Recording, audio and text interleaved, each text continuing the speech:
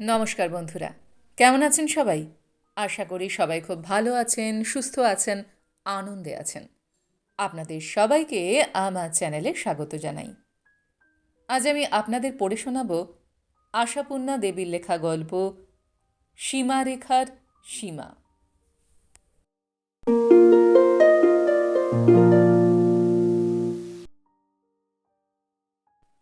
সবাই হেরে ফিরে গেছে। শেষ পর্যন্ত সতীনাথ নিজেই তিনতলায় উঠে এলেন। তীব্র স্বরে বললেন, অসভ্যতারও একটা সীমা থাকে ছবি, থাকা উচিত। কিন্তু এই বিয়েবাড়ি ভর্তি লোকের সামনে যে অসভ্যতা করলে তুমি, তার সীমা নেই। আমাকে তো হাতগুলো আত্মীয় কুটুম্বের সামনে ধুলোর অধম করলে, নিজের মুখও কম হাসালে না। এখন চলো দয়া করে। তিনতলার ছাদে ঘরের স্যাংশন ছিল না, তবু ছবির জন্যই ঘরটা বানানো হয়েছিল টালির ছাদ দিয়ে। ছবির এই টালির ছাদের ঘরটার মধ্যে আলো জ্বলছিল না, তবু নিচের তলার প্যান্ডেলের অগুন্তি আলোর তির্যক এক একটা রেখা কিভাবে যেন এসে পড়ে ঘরের দরজাটা সামান্য আলোকিত করেছিল। সেই দরজার ধারে হাত রেখে দাঁড়িয়েছিল ছবি। হাতের সেই আঙুল কটা আর গালের একটা পাশ দেখা যাচ্ছিল শুধু তার। কিন্তু সেই দেখাটুকুতে ছবির মুখের ভাব ধরা পড়ছিল না এখনো আগের মতোই অনমনীয়, না নরম হয়ে এসেছে। সতীনাথ ডাকতে আসার পরও যদি পূর্ব অবস্থাতেই থাকে, ধরে নিতে হবে ছবিও তার বরের মতো পাগল হয়ে গেছে। কিন্তু অবস্থার পরিবর্তন বোঝা গেল না। ছবি অদ্ভুত শুকনো গলায় বলল, তুমি আবার কেন কষ্ট করতে এলে দাদা? আমি তো বলেই দিয়েছি। হ্যাঁ, জানি। সতীনাথ ক্ষুব্ধ এবং ক্রুদ্ধস্বরের সংমিশ্রণে বললেন, জানি একে একে বাড়ি শুদ্ধ লোক তোমাকে খোসামত করতে এসেছে, আর তুমি সবাইকে হুট আউট করে দিচ্ছ। খাবো না, নিচে নামবো না বলে। তোমার বৌদি তো শুনলাম হাত জোর করে ফিরে গেছে, তাতেও তোমার। ছবির মুখ এখনো দেখা যাচ্ছে না। ছবি যদি ঘরের মধ্য থেকে একটু বেরিয়ে আসতো হয়তো দেখা যেত, কিন্তু বেরিয়ে আসছে না ছবি। যেন ঘরের দরজায় কে তাকে গণ্ডি কেটে দিয়ে আটকে রেখে গেছে সীতার মতো। ওই চৌকার ডিঙলেই রাবণের হাতে পড়ে যাবে ও। কিন্তু দরজাটা বন্ধ করে ফেলে নিজেকে যে ছবি একবার বিছানায় ফেলবে, সে অবকাশ মিলছে না। সেই সন্ধ্যা থেকে কেবল লোকের পর লোক আসছে ছবিকে ডাকতে। ছবি, 500 লোক এসেছে নিচে, কতজন খোঁজ করছে ছবি ছবি করে, আয় একবার। ছবি, কি রূপের জামাই হয়েছে তোর দাদার, দেখবি না একবার? পিসিমা, সম্প্রদানের ঘরে কী সব তুমি করে আসনি, বাবারিকে আগুন হয়ে গেছে, এসো শিগগিরি। কিন্তু ছবি অটল। ছবির দুর্জয় মান ভাঙছে না। ছবি বলছে, মাথা যন্ত্রণা হচ্ছে। অথচ সারাদিন কিছুই না, কোনো দিনই কিছু না। গোড়া থেকে বিয়ের সব কাজই ছবি সামলাচ্ছে। রান্নাঘর, ভাড়ার ঘর, খাবার ঘর, পুজোর ঘর, চোরকি ঘুরে বেড়াচ্ছে ছবি। এর মাঝখানে ঠিক এই বিয়ের সন্ধ্যায় কোন ফাঁকে যে সেই ঘটনাটুকু ঘটে গেছে, আর কোন ফাঁকে ছবি সেই তুচ্ছ ঘটনাকেই উচ্চ করে তুলে অভিমানে শয্যা নিতে গেছে, তা কেউ খেয়াল করেনি। খোঁজ পড়েছিল সম্প্রদানের সময়। ছবি কোথায়? ছবি গাঁটছড়ার হলুদ করি কোথায় রেখে গেল ছবি? কোনের লজ্জাবস্ত্র পাওয়া যাচ্ছে না দরকারের সময়। পাওয়া অবশ্য গেলই তখনই, পাশেই ছিল। কিন্তু কেউ পাশে বসে হাতে হাত জুগিয়ে না দিলে অসুবিধা নেই। আর শুধু গাঁটছড়ার হলুদ করি আর কোনের লজ্জাবস্ত্রই তো নয়, নিয়মকর্মের সব কিছুই তো ছবির একতারে। কনের মা কত দিক তাল দেবে? অভ্যাগতদের অভ্যর্থনা করতে হবে না তাকে? কিন্তু সব জেনেও সবচেয়ে মোক্ষম সময় হাওয়া হয়ে গেল ছবি।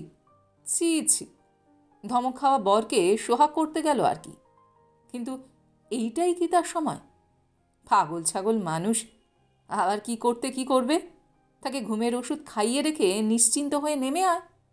বরকনে আসরে বসলে তখন বরং গুছিয়ে ভোজের রান্না সাজিয়ে নিয়ে তিনতলায় বসে বরকে ঘুম থেকে তুলে খাইয়ে সোয়াগ করিস। এ কি, এ যে বরদাস্ত করা কঠিন। এই বাড়ি ভর্তি লোকের সামনে তুই তেজ করে বর নিয়ে ঘরে বসে আছিস, বলছিস ও খাবে না, আমি খাবো না। ছি ছি, অমন যে জামাই হলো দাদার, কত আমোদ আহ্লাদ হলো বিয়ের সময়, স্ত্রী আচারের সময়, দেখলি না একবার? এমনকি খাওয়াই পর্যন্ত তেজ দেখাচ্ছিস। এই উৎসব, এই কাণ্ডর রান্নাবান্না, মাছ মিষ্টি হেন তেন, তার কিছুই দাঁতে কাটবি না দুটো মানুষ? উপোস করে পড়ে থাকবি? ভাইজির কল্যাণ অকল্যাণ দেখবি না? ভাইবাজের মাথা হেঁট করবি? কি তোরা তার কি মাত্রা নেই? দাদা তোর চাইতে 20 বছরের বড় দাদা, বাপের মতো বললেই হয়। বাপের মতো মানুষ করেছে তোকে, বিয়েও দিয়েছে, আর তারপর 12 মাস 30 দিন তোকে আর তোর পাগল বরকে পুষছে, ঘর বানিয়ে দিয়েছে তোর জন্য। সেই দাদা যদি পাগলটাকে একটু ধমকেই থাকে, কি একটা ধাক্কা দিয়েই থাকে, এই ব্যবহারটা করবি তুই? কৃতজ্ঞতার বালাই নেই শরীরে? এত বড় অকৃতজ্ঞতা করে কেমন যেন দেখাচ্ছে ছবিকে। সেই দৃশ্য দেখতেই বোধ করি ছবির এই টালিছাদ ঘরের দরজায় রথদোলের ভিড় হয়েছে তখন থেকে। অনেকে আবার সহানুভূতিও দেখাচ্ছে, চুপি চুপি অবশ্য, কারণ যার বাড়ি তার বিপক্ষ দলের হয়ে কথা বলতে চুপি চুপিই ভালো, চুপি চুপিই বলা যায়।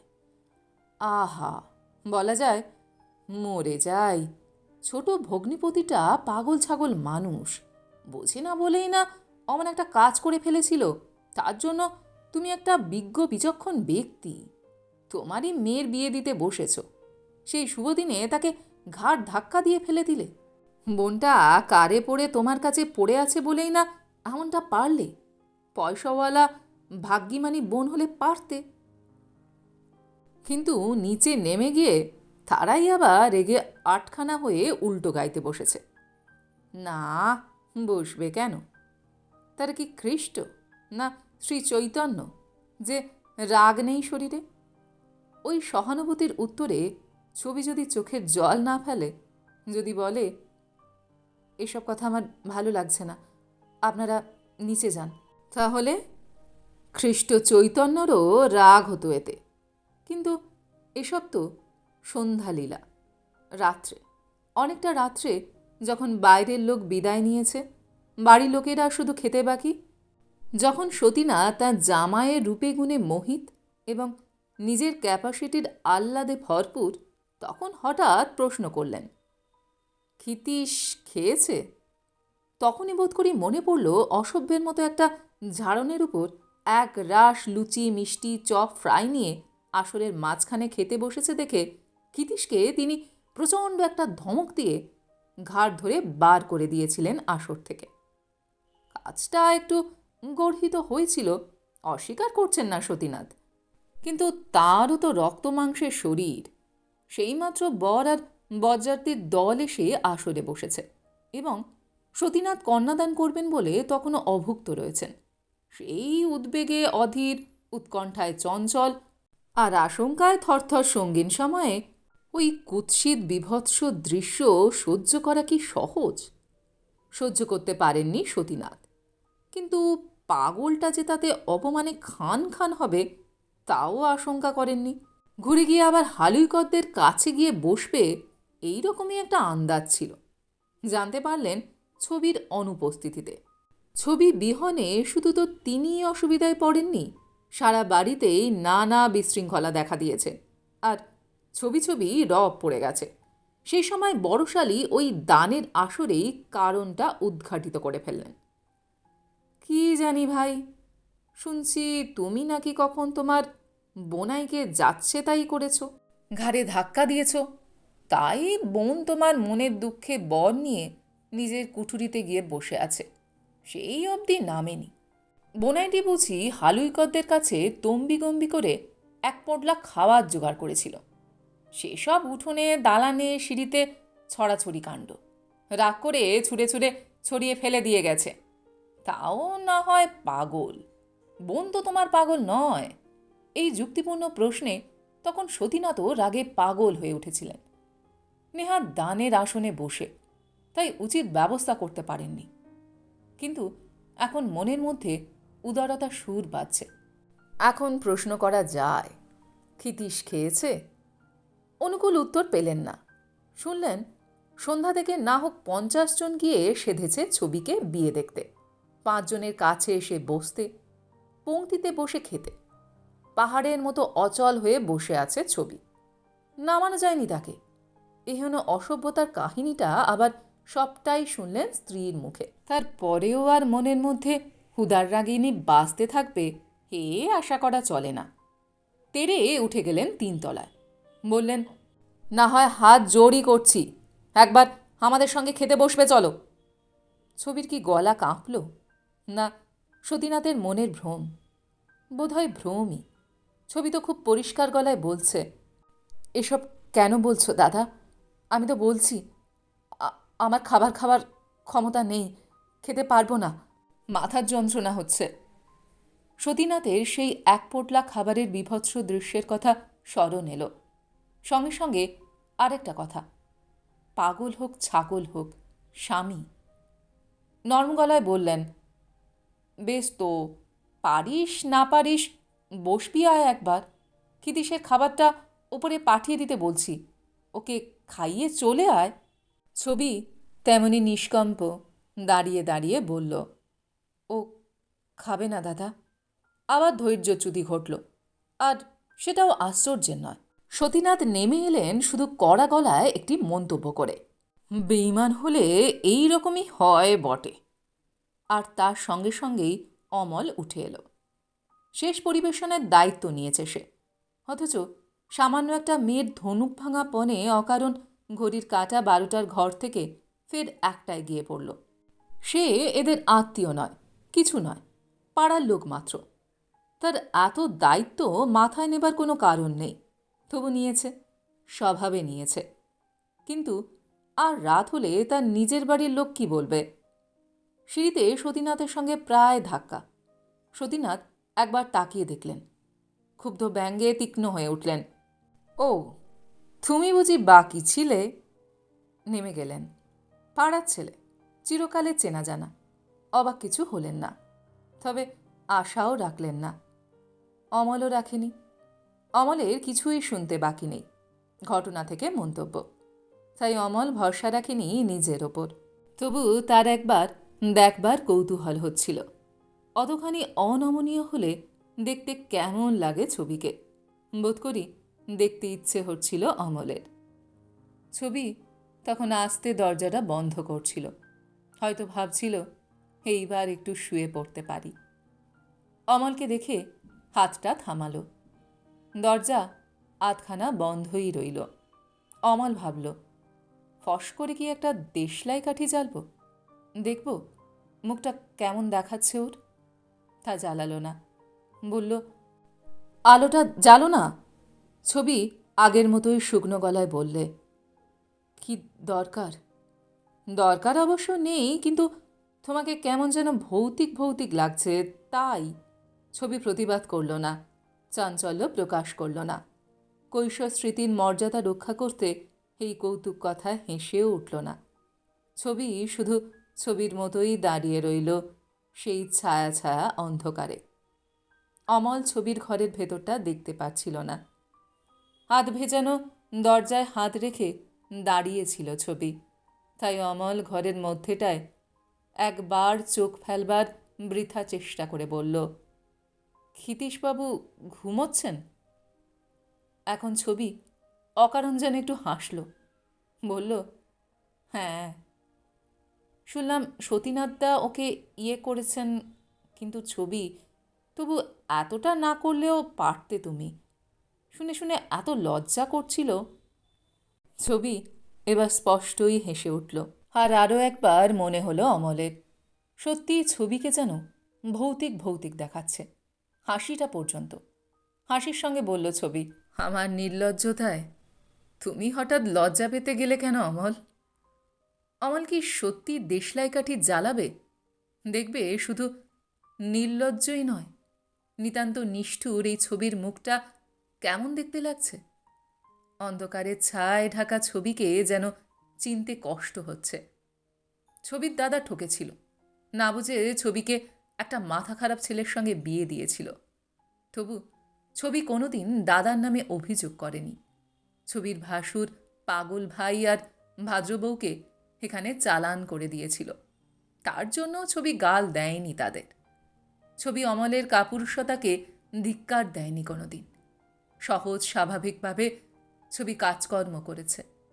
কুমারীকালে যেভাবে এই সংসারের দায়িত্ব নিত তাই নিয়েছে। বেশির মধ্যে পাগলকে সামলেছে, কিন্তু সব কিছুর ওপর চমৎকার একটা কৌতুকের বর্ম পরিয়ে নিজেকে লুকিয়ে রেখেছে ছবি। অমল কি জানে না? অমল সর্বদা আসে। ক্ষিতীশকে অনেকক্ষণ না দেখলে উদ্বেগ প্রকাশ করেছে ছবি।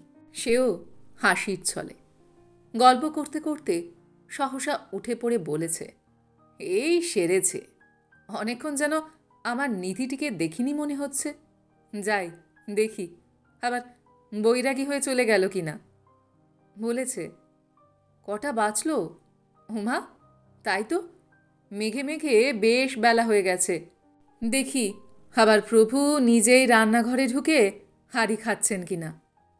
বলেছে, ওই দেখো, মুখ কালি করে হঠাৎ চলে গেলেন দয়াময়।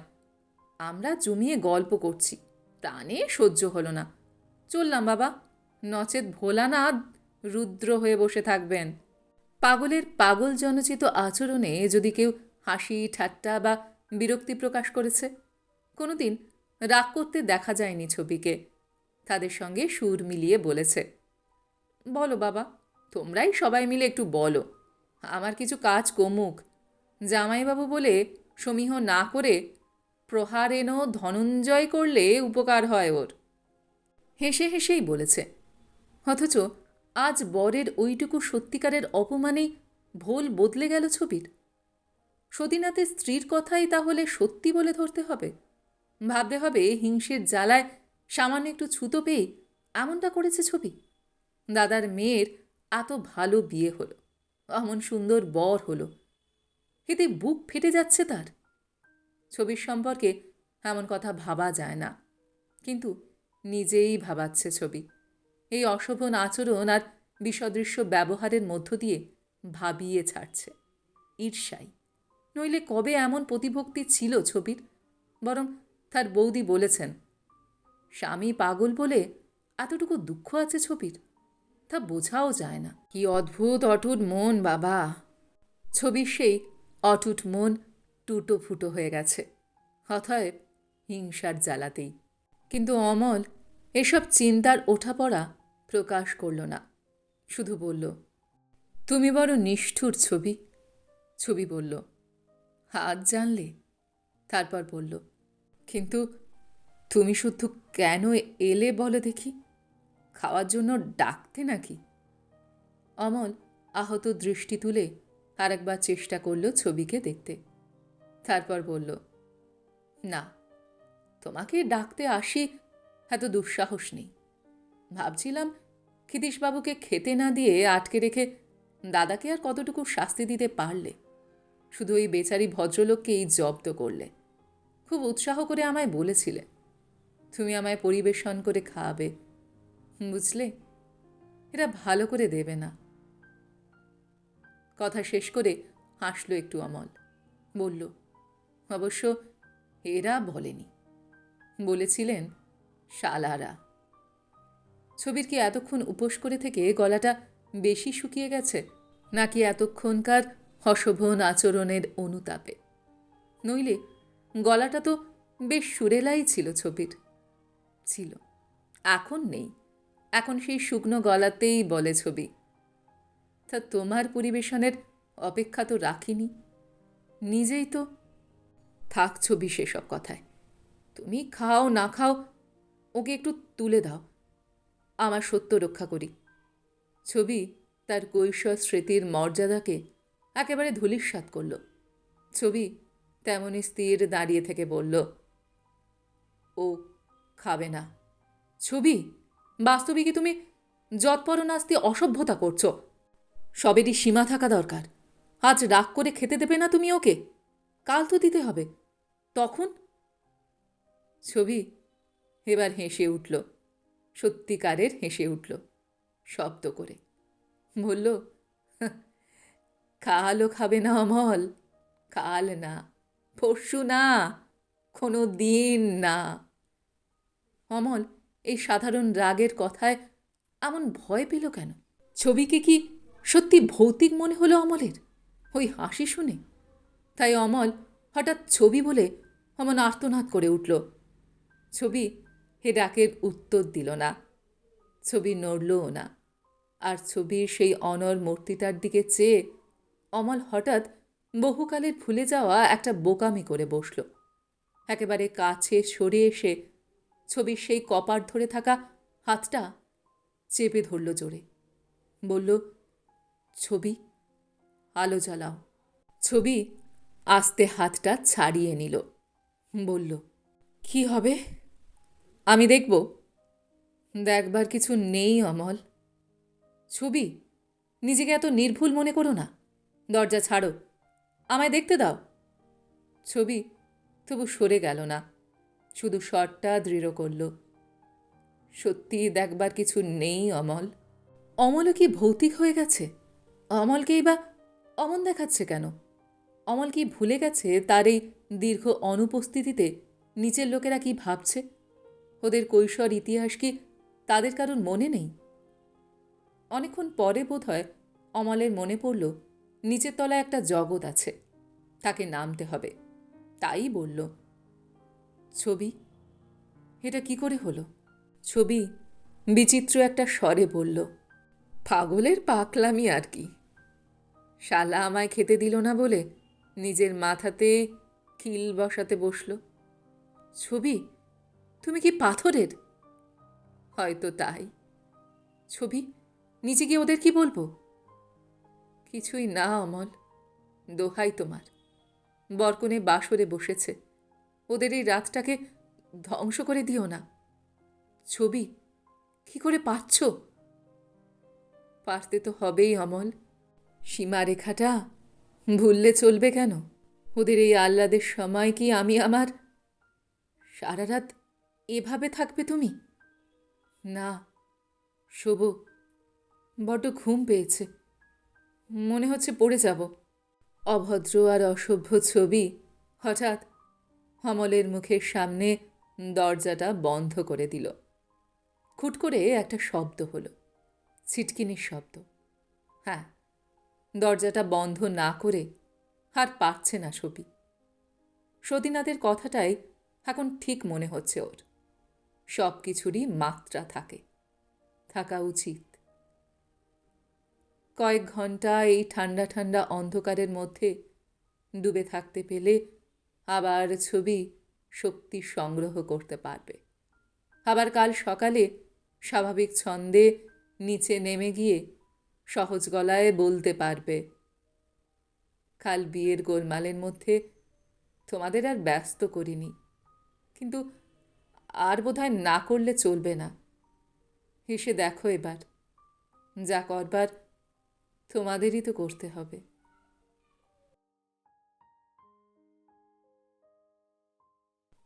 গল্পটি এইখানে সমাপ্ত হল। আপনারা এতক্ষণ শুনছিলেন আশাপূর্ণা দেবীর লেখা গল্প সীমারেখার সীমা।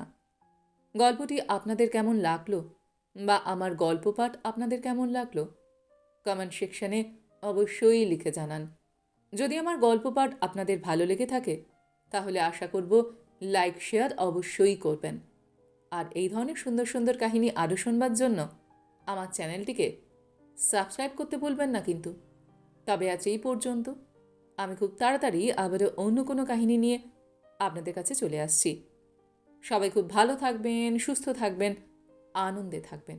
নমস্কার।